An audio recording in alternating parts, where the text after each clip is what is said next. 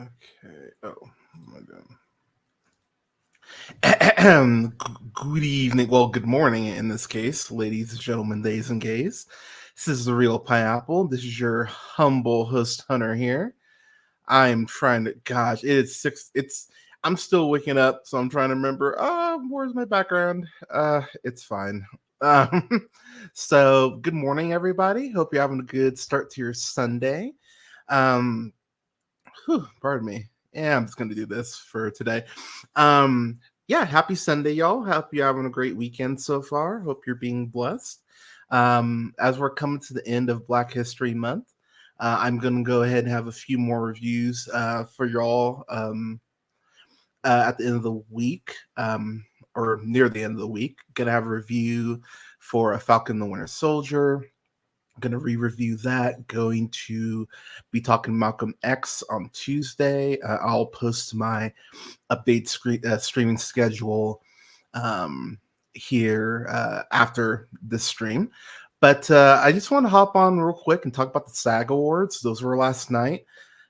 Full disclosure, I did not watch them because I was out walking and I was playing with my cats, and my partner just got back from being gone for almost a week. So yeah, family priorities. But I did want to talk about these real quick because in many cases, the SAG Awards are a decent test as far as what you can expect from the Oscars. It's by no means foolproof, but it does kind of give you an idea as we get closer to Oscar season. The Oscars this year are, I feel like they're in like 3 weeks, I want to say.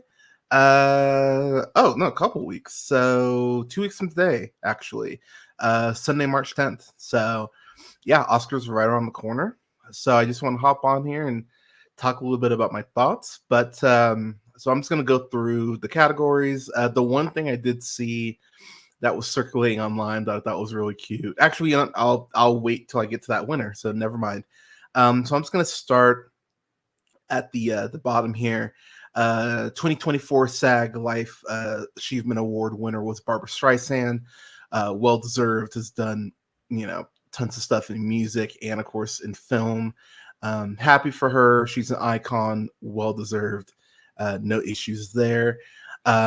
Getting the stunt ensemble in a TV series, which I think there's going to be an Oscar for this. I can't remember if it's going to be this year, if they're saying that it's going to be something next year. I think it's this year they're debuting it. But yeah, stunt ensemble needs to be a thing for the Oscars, for considering all the work that those people do to go ahead and entertain us. I was just talking the other day about oh god, I'm blanking on her name now. I feel like such a dick. I'm gonna have to look this up for Widow. Double. Oh, what is her freaking name? Yeah, it's Heidi Money Monkey. Heidi Moneymaker. So she worked for Marvel as Scarlett Johansson's stunt double from Iron Man 2 all the way through Endgame, and you can tell on the consistency. Like Scarlett Johansson has talked about her multiple times in interviews about how great she's made her look. So I was actually just rewatching Civil War yesterday, and the stunt work on Black Widow stuff is so fucking excellent. It's so pristine, and so we really should be heralding those people more. So I'm happy that there's a SAG category for it. But yeah, we need to go ahead and get an Oscar for that as well. But stunt ensemble in the TV series of The Last of Us, that one. I have not finished The Last of Us. I know, don't hit me. But I've heard nothing but good things, including from people who love the games, who have played the games. So the fact that won, that's amazing. Congratulations to everyone involved there. Oh yeah, if you hear any breaks, that's me having my coffee. I am still waking up after all. But congratulations to them. Another show I have not finished. I am going to finish it. I'll have a review for season 1 and 2 in May because it comes back in June. That's The Bear. Ayo Edebiri won for The Bear. She beat out Alex Borstein and Rachel Brosnahan for The Marvelous Miss Maisel. Mrs. Maisel, pardon me. If you have not seen The Marvelous Mrs. Maisel, please watch that show. That's a great fucking show. That's one of those shows I really, it's almost like that fell into Amazon's lap. That's an amazing, well choreographed, well shot show. If you have not seen it, please take the time and watch it. You will not regret it. I'll go ahead and I'll add Apple TV's Dickinson to the list as well. But AO went ahead and beat out Hannah Waddingham. Sup, girl? For Ted Lasso, beat Quinta Brunson for Abbott Elementary. That's another show I need to get back on. But congratulations to her and really to everyone on The Bear. The Bear, everyone on The Bear is really having a moment right now, which I'm really happy for them. It seems like they all work hard and they all seem disturbingly likable. Plus, if you haven't listened to my top 10 best of 2023 yet, Bottoms was top 5 for me. I fucking love Bottoms so much. And the movie's not bad either. Heyo.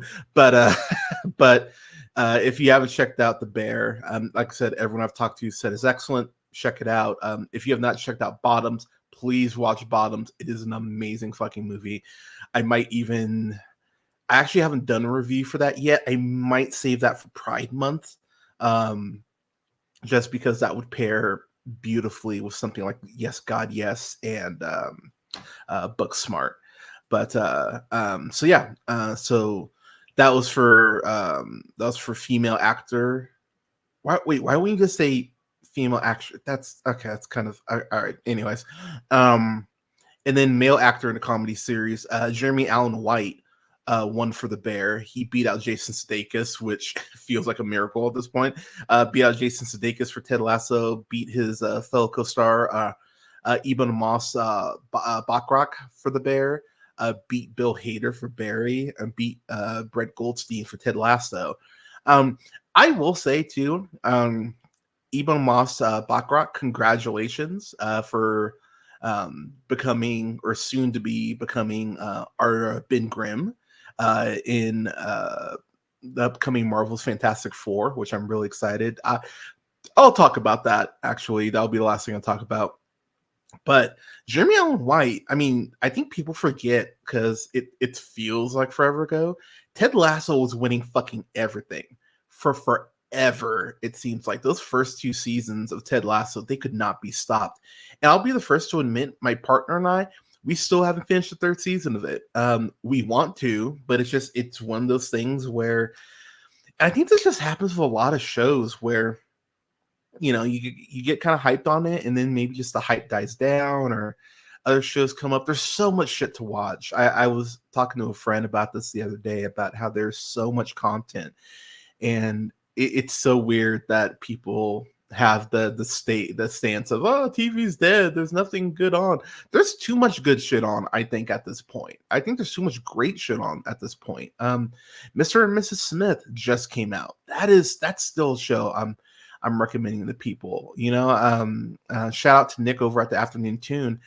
I'm almost through the 1st season. Warrior is a great fucking show. I still have friends who haven't watched Beef yet. Beef is fucking incredible. Like, there's so much. The Curse, that just finished up like a month ago. Like, there's so much great content out there. So yeah, I don't get why people are saying that, but there's so much great stuff out there. But I'm real excited to get to The Bear eventually. But yeah, I mean, the people I've talked to about 3rd season Ted Lasso, it's been pretty much like, it's pretty good. So I don't know if it's just the writing falls off that badly or what, but I'm gonna start it over here at some point and finish that up. But yeah, I mean, that's a huge win for Jeremy Allen White, a guy who I think really should have been in consideration for best supporting actor for his work in The Iron Claw. I thought he was fantastic in that movie, and I think he was overlooked, which I don't really understand, to be quite honest. But I digress. So, all right, moving on.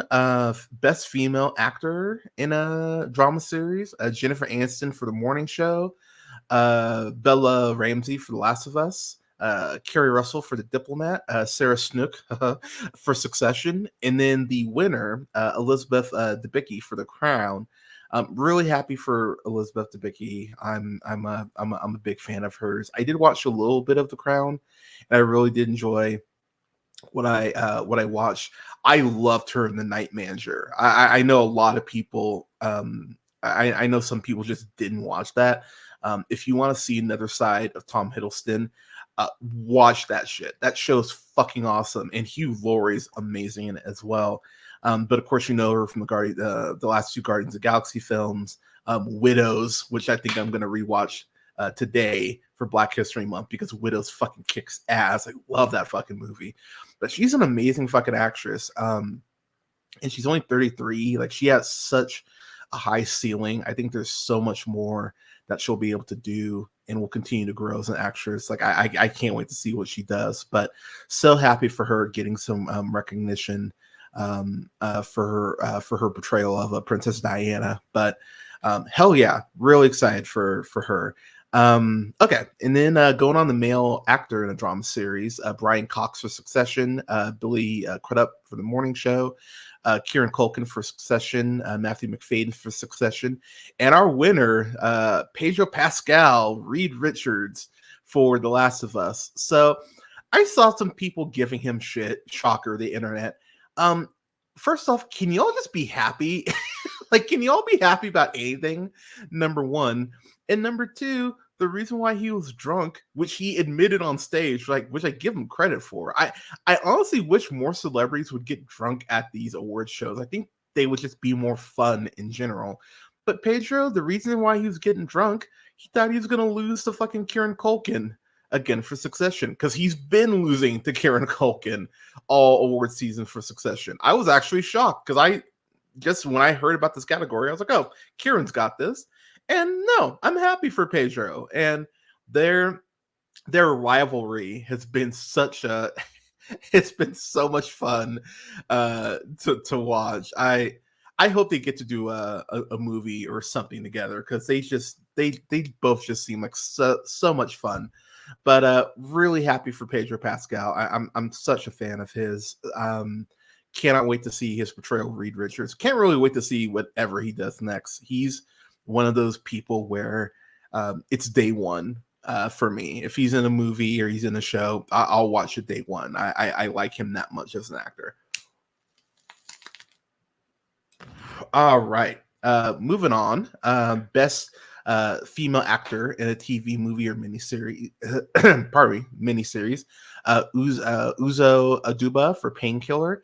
Catherine Hahn in Tiny Beautiful Things, Brie Larson in Lessons in Chemistry, Belle Pauli in A Small Light, and our winner, Ali Wong for Beef. Ali Wong's just winning everything for his fucking show, and quite frankly, well deserved. I will say that I watched Lessons in Chemistry and I watched Tiny Beautiful Things. I enjoyed the hell out of both of those. I will have reviews for those probably in April, as I kind of get back into getting out of Oscar season here. Once I get out of Oscar season, I'll be back on a more getting back to more TV shows, just because those take a little more time, obviously.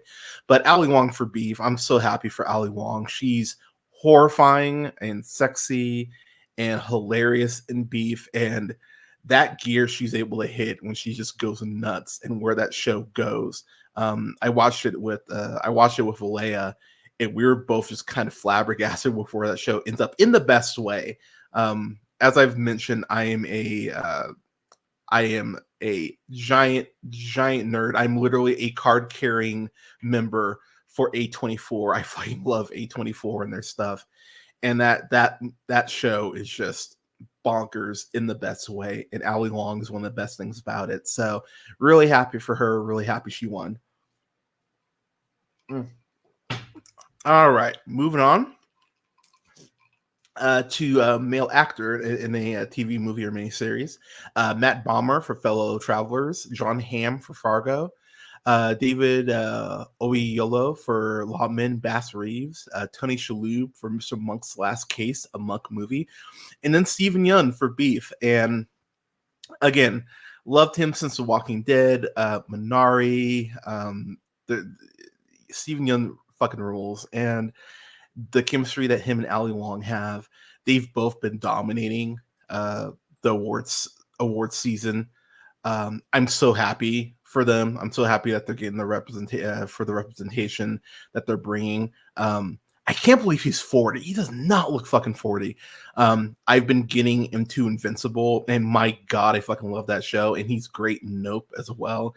If you haven't seen Mayhem, which is this great movie of him and Samara Weaving, watch that shit. Mayhem is fucking awesome. But his Stephen Young's character in Beef, I am going to review Beef, so I don't want to give too much away, but what a wonderful piece of shit he plays. But he nails that role. But so happy for both of them for continuing to go ahead and get their love and their shine. It's well deserved.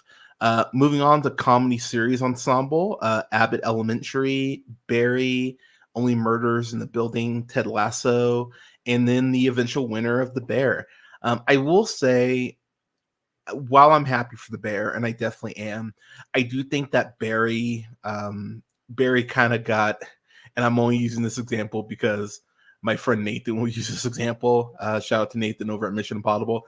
Barry kind of got Better Call Saul. Now, granted, I believe Barry actually Barry won Emmys, so actually did get Better Call Saul. But I do feel like, especially for how great Barry's last season is, that definitely deserves some more shine and some more recognition than it got. So if there is kind of about the Bear winning so much, that's it for me. I really did think that Barry deserves some more recognition for how great that last season was. But unfortunately, that's kind of how it goes sometimes. But congratulations to everyone from The Bear again. And then for drama series ensemble, I'll just say Succession. Was there any doubt? Like Succession's been winning, well deserved. So I wasn't surprised, but it beat out The Crown, The Gilded Age, The Last of Us, and The Morning Show for drama series ensemble.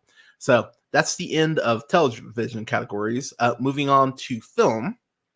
For stunt ensemble in a motion picture, Barbie, Guardians of the Galaxy Volume 3, Indiana Jones and the Dial of Destiny, John Wick Chapter 4, and Mission Impossible Dead Reckoning Part 1. I get why Mission Impossible Dead Reckoning Part 1 won, but I'll tell you right now, off that stairs sequence alone, John Wick Chapter 4 should have won. I was actually pretty like, really? That Mission Impossible one, but, whatever. So it'll probably end up winning the Oscar as well for that. But again, I stand by it. Should have been John Wick. Moving on to female actor in a supporting role, motion picture.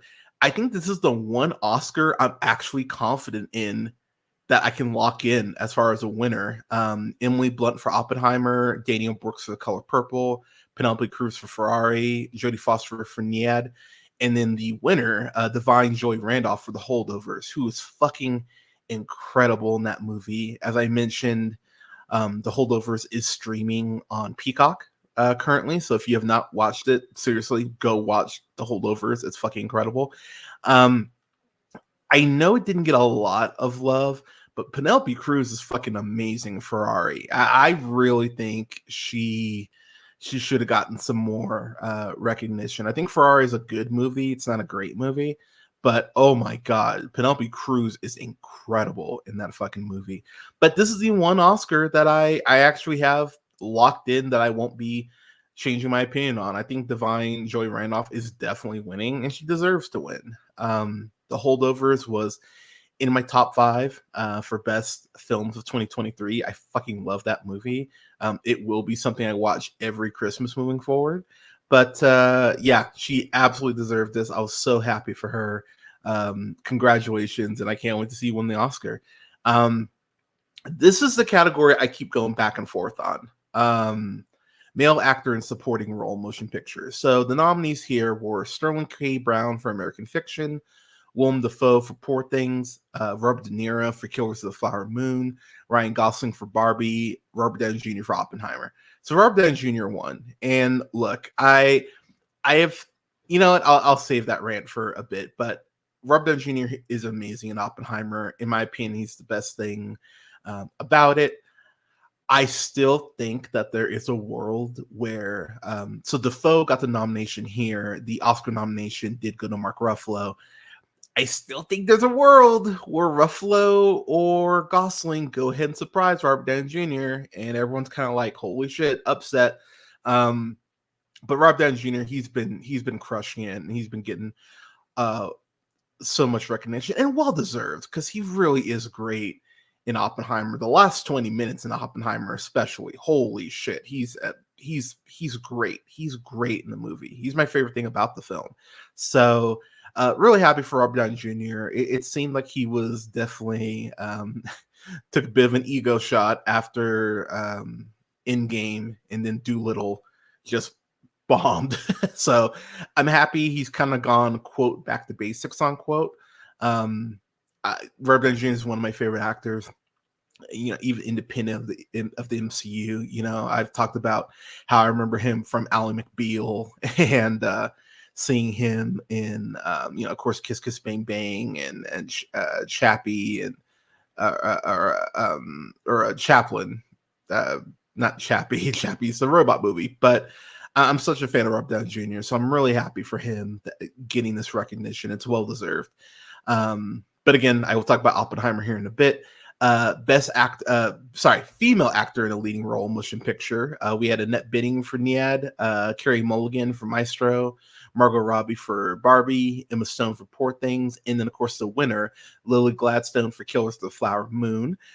Again, I'm so happy for Lily Gladstone. She seems like an absolute sweetheart, and through no fault of her own, I just think that her character of Molly is undercut by the storytelling method that Scorsese decides to employ in Killers of the Flower Moon. But Gladstone's still amazing in the role. So if she wins the Oscar, for me, I would say this would be Emma Stone's Oscar. If it were up to me, I would give it to Emma Stone. But Lily Gladstone's amazing in it, so I won't. It'll be one of those where I go, but I won't be mad about it. So really happy for Lily Gladstone. I think while I'm holding out a little, like, I think Stone could still win, I think the smart money is clearly on Lily Gladstone for winning there. Male actor in a leading role, and this is where it's going to get a little spicy, and I'll save it, but we'll talk about it here in a second. Male actor in a leading role, Bradley Cooper for Maestro, Coleman Domingo for Rustin, Paul Giamatti for The Holdovers, Cillian Murphy, of course, the winner for Oppenheimer, and Jeffrey Wright for American Fiction. Okay, so Cillian Murphy is incredible in Oppenheimer. He's my second favorite thing about the film.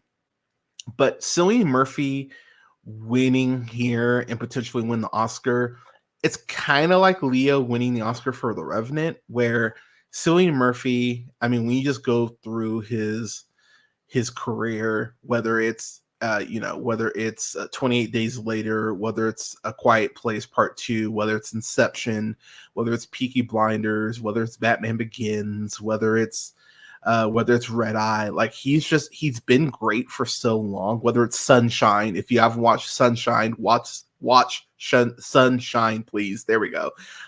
He's been great for so long that I do think that people, this is more it's kind of like Denzel winning for Training Day. It's like Leo winning for The Revenant. It's more of a congratulations for your body of work, and this happens to be the movie that you made this year, versus him. I think him actually deserving to win the Best Actor award. Personally, I still think there's a world where Jeffrey Wright or Paul Giamatti pull off the upset. I think Giamatti is like the 1B, maybe even the 1A here, and then it's Wright. I think that race is going to be a lot closer than people think, and I still do think that there is a chance that Giamatti pulls the upset, or Wright pull the upset. I'm going to be the asshole to say it. I don't think Bradley Cooper deserved an Oscar nomination for Maestro. I think he deserved the Best Director nomination for Maestro, because I do think Maestro is brilliantly directed. But as far as an actor, I would put Zac Efron here for the Iron Claw. I was kind of flabbergasted that the Iron Claw really got shut out on everything, and I don't understand why, because I think the Iron Claw is incredibly well done. I think Efron puts everything into that role, and yeah, I really thought he deserved a nomination there, but I digress.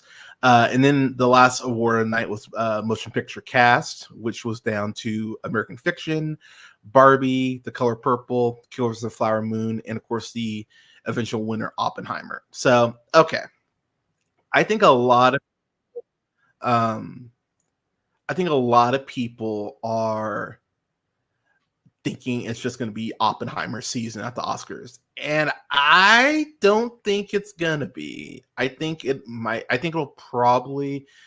Uh, you know. Okay, so I don't even think it's going to win Best Picture. Now, I have done my Oscar predictions officially. I'm going to do my Oscar predictions on the 9th, because I'm going to take all this time to go ahead and probably rewatch a couple of the best Best Picture nominees. I've actually seen all of them for like the second or third year in a row. I've seen everything, but I'm gonna go through and I'm gonna rewatch a couple. I'm gonna think about it. I'm gonna go through my Oscar ballot. But I don't know, y'all. I have this feeling the Barbie's gonna win, because I think that, and this is what I'll say. I think that because Greta didn't get her Best Director nomination, I think the Academy is kind of having those internal dialogues of, oh God, how bad does it look if we don't give Barbie anything outside of Best Original Song, which I think that's winning Best Original Song for What Was I Made For. I think Billie Eilish has that shit on lock. But I think there's a world where either Best Picture goes to Oppenheimer or goes to Barbie, or that upset that I meant, the aforementioned upset that Ryan Gosling beats Robert Downey Jr., which I will tell you, part of me kind of wants to see that happen, because I think people would flip their shit if Rob Downey Jr. lost to fucking Ken. So I kind of want to see that happen, because I just want to see the world burn. But I don't know. Like, I think Barbie will be potentially more of a thorn in some people's sides than people are thinking right now. But it's going to be really interesting to see how Oscars shake out. But I'm gonna take my time. I'm gonna think about my Oscar ballot, because I've already gone through and filled it out a couple times. I'm like, well, maybe I should change this, but I'm excited. I'm excited to see how things shake out. But just based on the couple of clips I saw, like, it looks like the SAG Awards were fun. They were streamed on Netflix, so there are no commercials. Which, my God, like, the sooner an award show is over, the better. So I'm all for that. I really wish the Oscars would stream somewhere, so that there wouldn't be commercials. But I don't know. I thought this was just a few clips I looked up. It looks like it was a fun show. But yeah, Oscars are right around the corner, y'all. So we'll see what happens. But yeah, it's 7:00, so I'm gonna finish up my coffee here and start my day. But everyone, thank you so much for tuning in. Thank you so much for starting your day with me wherever you're at. I really appreciate it. I will be posting. I will be posting my streaming schedule for the week right now on socials. So go ahead and subscribe to me on YouTube at twitch.tv, or you can just search me on YouTube at The Real Pineapple. That's REEL Pineapple. And then you can go ahead and follow me on Twitch at twitch.tv/The Real Pineapple. But everyone, thank you so much for listening. Stay safe out there. Take care of each other. And never forget, as always, to keep it real. I'll talk to y'all soon.